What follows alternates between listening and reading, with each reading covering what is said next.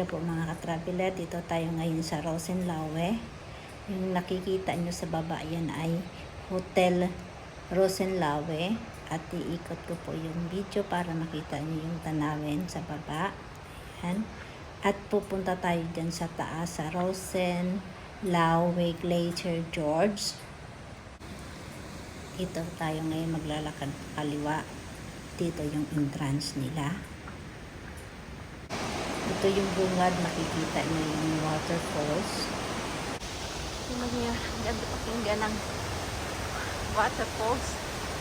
So, ito na yung entrance ng Rosenlaue. Hihingalin ako paakyat ah.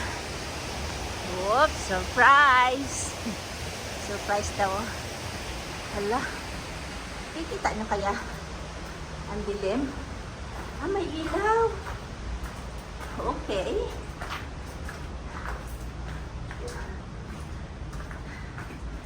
Ngayon. Ah, may tunnel pala ito. Lagi yung agos ng tubig. Malamig yung place na ito.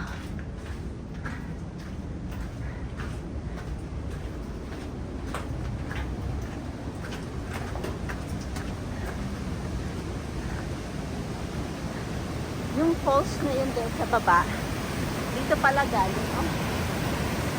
Yan.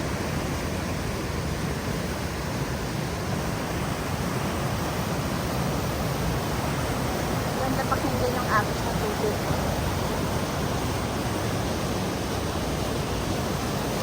Dito na ibuko ko sa mukha ko. Kasi nga maganda naman ang view sa harap. Alam niyo pa ang istorya nitong Rosenlaue ay isang nakamamanghang lambak sa Bernese Oberland ng Switzerland. May tanyag na malalim na glacier nitong bahagi at pagiging bahagi ng UNESCO World Heritage na Swiss Alp Jungfrau Alps. At noong 1771, natuklasan ng isang local resident na si Andrea von Bergen ang isang bukal ng tubig na paniniwala ang nakakagaling ng sakit. Dahil dito binili niya ang Rosenlaue Alp.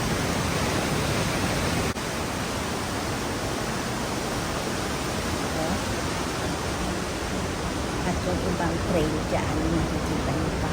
Pinagawa ito noong 1901 to 1903 na may-ari na si Caspar Grove mula sa Mayrinin. Pinagawa niya itong landas na ito patungo sa itaas ng bahagi ng bangin. Ayan, nakikita niya. At official ito binuksan noong 1903 June 6 para magbigay daan sa mga turista na makapasok sa bangin gamit ang mga ginagawang tunnel at tulay. Habang naglalakad ako dito, nakikinig ng agos ng tubig, maganda kasi pakinggan. At nag-iingat din kasi medyo makitid ang daan. Natakot ako baka mauntog ang ulo ko. Pero maganda ang pagkagawa nila ng daan patungo sa itaas.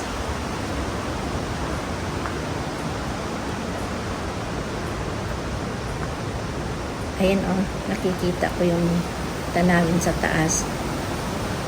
At sumilip ako dito sa baba. Ang lalim pala, nasa 18 meters deep yan ang lalim. At napadaan ako dito sa maliit na tunnel. Yung isa medyo madilim. Hindi ko alam kung mahaba yan. Nakasalubong pala ako.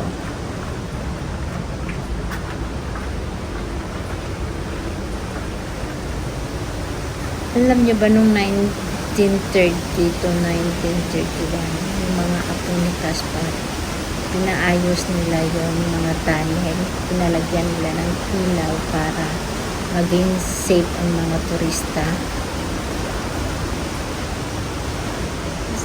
pa sa inyo kung gaano kahaba itong Rosenlawi Glacier, George. Ang haba nito ay nasa 573 hanggang sa 600 meter long. At ang trail ay nakaukit sa mga bato ay merong akyat at taas ay nasa 115 meters.